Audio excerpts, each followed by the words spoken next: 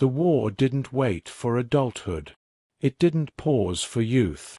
For millions of teenagers across Europe, Asia, and the Pacific, World War II was not a distant thunder on the horizon. It was the earth trembling beneath their feet, the distant echoes of gunfire becoming the soundtrack of their lives. Some were barely 16 when the uniforms were handed to them. Some had never held a rifle before being hurled into the smoke and fire of battlefields that would shape, or end, their lives. Imagine the eyes of a boy, no older than a high school sophomore, scanning the horizon for an enemy that was already scanning him. Imagine the trembling fingers clutching a weapon heavier than any history textbook they'd ever held. Imagine standing on a foreign beach, in the rain, under fire, when the world you knew vanished in a single explosion. These are not stories of famous generals or legendary victories. These are stories of teenagers, often forgotten, who fought, bled, and sometimes died in wars that history barely remembers. Before we go any further, if you value the stories that history textbooks ignore, hit that subscribe button now and join the WW2 Forgotten Paths family, because every story told here matters. In the winter of 1942, in a small village in the Ardennes, 15-year-old Hans Bauer heard the distant thrum of artillery for the first time. His father had been conscripted months earlier, and his mother had sent him to gather firewood in the woods surrounding the village. The ground shook with every distant explosion, and smoke colored the sky with a strange orange haze that seemed unnatural for the season. Hans froze as the first German panzer columns rolled across the frozen landscape, unaware that his own country would soon demand a loyalty no boy should be forced to understand. He watched neighbors vanish into the ranks of the Hitler Youth, conscripted into training programs designed to turn children into soldiers. Some, like Hans, were pulled directly into auxiliary units, carrying ammunition, running messages, performing tasks meant to protect adult soldiers from certain death. But protection was an illusion. The forest, once his playground, had become a killing ground. He learned, in the cruelest way possible, that survival wasn't about courage alone. It was about cunning, timing, and a cold understanding that childhood had been stolen. Meanwhile, on the other side of the world, across the Pacific, 16-year-old Tomoko Fujimoto crouched in the shadows of Saipan, her ears straining for every footstep, every vibration, every sound of approaching death. Tomoko had never imagined war in her lifetime, and yet, there she was, navigating shattered buildings, corpses frozen in unnatural positions, and civilians who could no longer trust anyone.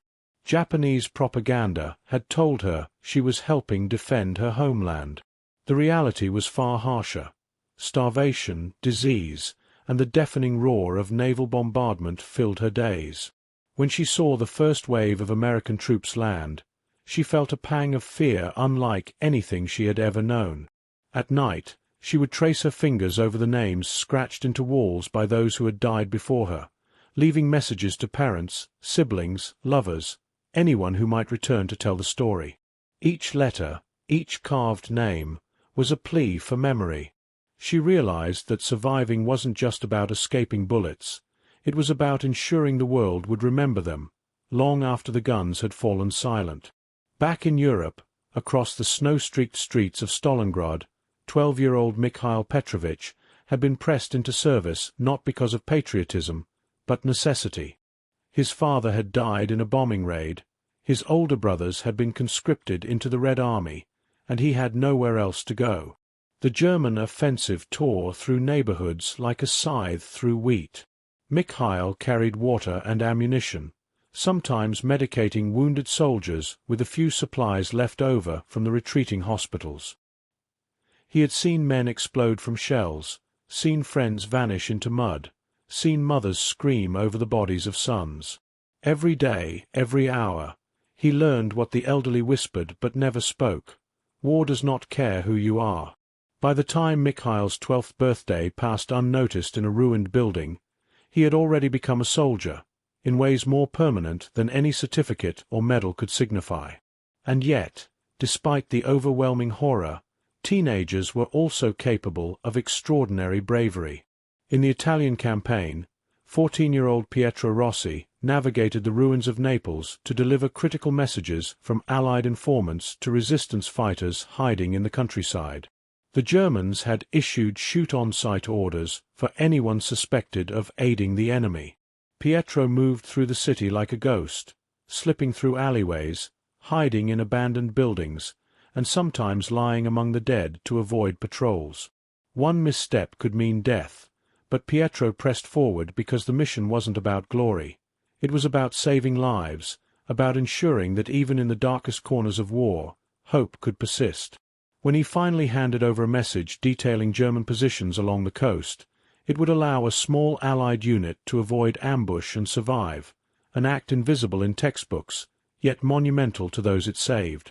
The teenage soldiers in Japan, Germany, Italy, France, Russia, and the Pacific Islands all shared one thing in common.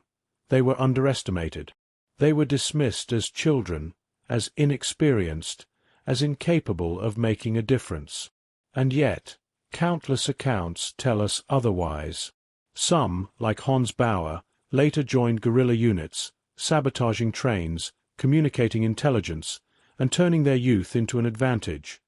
Small, unassuming, agile, almost invisible to adult soldiers. Others, like Tomoko, survived amid chaos, taking care of the wounded, hiding civilians, and in some cases, firing weapons at advancing troops when survival demanded it. Many did not live to tell the story. Many did not leave names behind. And yet, the courage of these teenagers shaped battles, preserved lives, and defied the assumptions of generals who had dismissed them as children playing at war.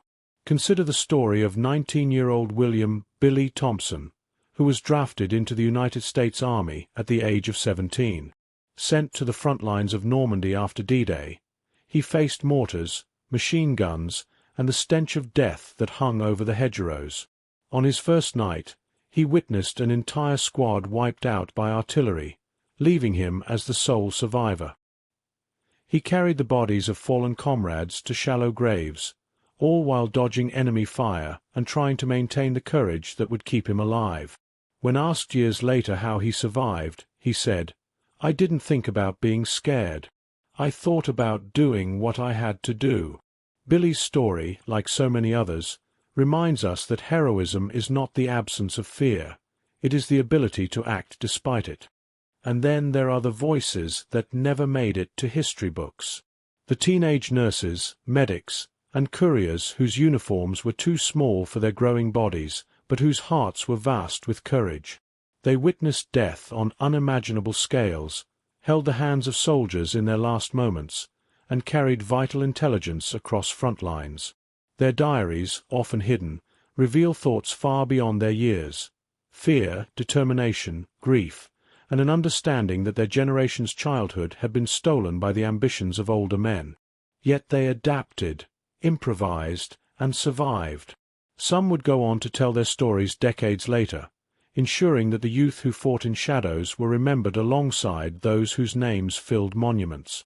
Half a world away, in the jungles of New Guinea, 16-year-old Samuel Adebayo navigated swamps, rivers, and leech-infested trails to deliver messages between Australian and local resistance units. He witnessed ambushes, crocodiles, and disease, yet pressed forward because every message could save lives. His endurance, unmatched by many adult soldiers, was a combination of youth and desperation, a raw determination that defied expectations. His actions, seemingly small in the grand scale of the Pacific Theatre, often turned the tide in minor skirmishes that saved entire battalions from annihilation. These stories of teenagers are not just historical curiosities. They are reminders that courage is not measured in years, medals, or rank.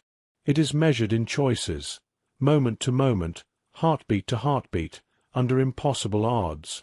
The teenage soldiers of World War II were forced to grow up in hours where entire generations might have taken decades to mature. They learned leadership, improvisation, and sacrifice faster than anyone should have to. They faced fear so absolute that it would break most adults. And yet, in the rubble, the blood, the smoke, and the fire, they acted. Some lived. Some died. But all left behind legacies that deserve to be remembered. If you're watching this and the courage of these young soldiers shocks you, smash that like button. Every like tells the algorithm to preserve history that is often ignored. Share this story so more people know the faces of teenagers who fought against impossible odds.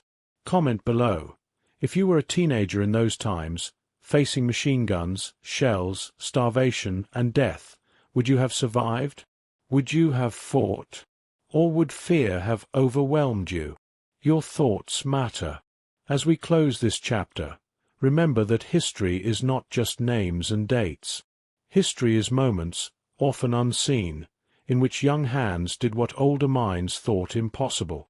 Every teen who carried a rifle, every courier who crossed battlefields, every medic who faced death without flinching, wrote the untold stories of courage.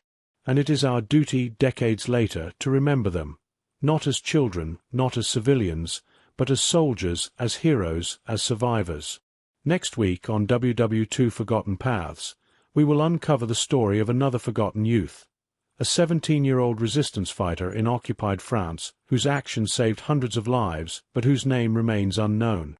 Hit subscribe, turn on notifications, and don't miss the next story that will challenge everything you thought you knew about courage and age in World War II.